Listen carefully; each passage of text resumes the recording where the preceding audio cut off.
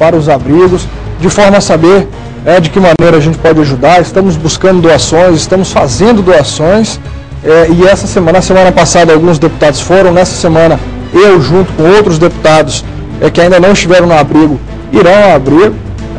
Agora, é importante que os órgãos de governo possam realmente tomar aquelas medidas locais que são necessárias e que são importantes. E quais seriam essas medidas?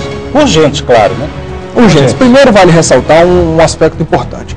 Governo e prefeitura estão unidos, nesse momento. Isso aí já é um avanço extremamente importante, e isso a gente reconhece o bom senso do prefeito e do governador. Agora, existem atos que podem ser praticados, que eu queria deixar a sugestão aqui, por exemplo, eu acho que esse é o momento da prefeitura, por exemplo, intensificar a coleta de lixo e a limpeza dos bueiros. Boa Vista é a única cidade do estado que tem drenagem, então a prefeitura que pode fazer isso, deve realmente intensificar a coleta de lixo, porque o lixo ajuda a água a não escoar, a permanecer em todas as galerias. Então, o momento é esse, a gente precisa realmente reforçar. Queria sugerir também, por exemplo, a Boa Vista Energia. Boa Vista Energia deve intensificar a fiscalização contra as ligações clandestinas. A ligação clandestina oferece um risco de incêndio à vida muito grande. Então, às vezes, as pessoas circulando por dentro da água podem ter acidentes envolvendo vítimas fatais.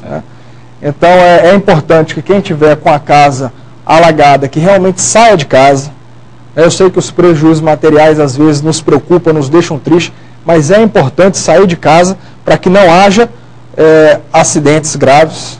Então, existem algumas coisas que são importantes sejam feitas. Hoje, pela manhã, eu encontrei o governador em exercício, Chico Rodrigues, o nosso vice-governador, e pedi a ele que o governo volte a pagar imediatamente o Vale Solidário, especialmente aquelas pessoas que foram atingidas por esses problemas.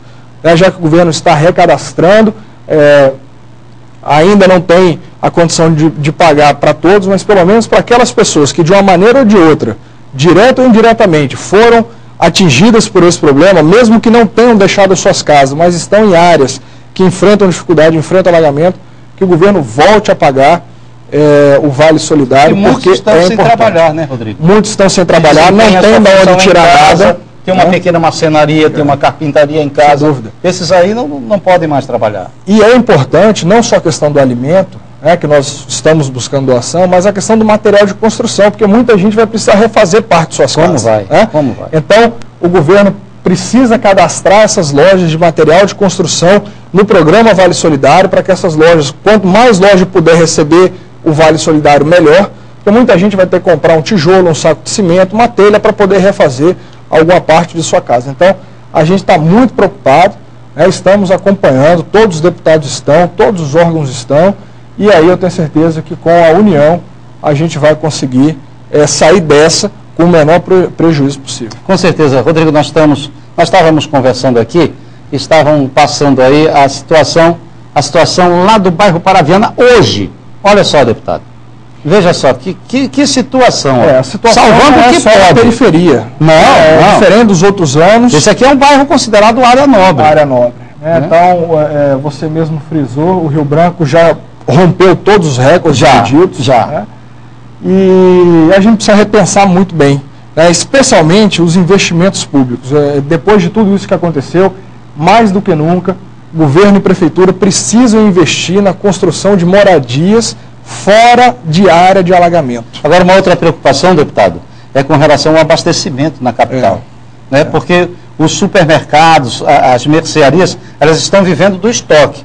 Como a fonte que alimenta é a BR-174 e ela está interditada, já começa a se falar na utilização de balsas para trazer esses alimentos de Manaus para cá. Isso. E o combustível também. E o combustível, alimento, combustível, fora as balsas, nós temos os helicópteros do Exército, da Força Aérea. Então agora é a hora de realmente ter um comitê para gerir toda essa crise e tomar as medidas necessárias. As medidas realmente são importantes. Agora, eu só queria complementar essa questão da habitação e dizer uma coisa. Quando a gente invade área, ou quando a gente constrói casas em locais né? Ou mesmo o governo, quando constrói um local que não é adequado, acontece esse tipo de coisa, né? Então, quanto mais a gente faz a cidade crescer, mais problema a gente tem. Então, é muito importante nesse momento a gente refletir sobre a expansão de Boa Vista, né? Sobre a expansão das nossas cidades no interior, sobre os investimentos, na hora de fazer conjunto habitacional, fazer em lugar certo, para que a gente não enfrente problemas passando agora, como esse, né? Então, deputado,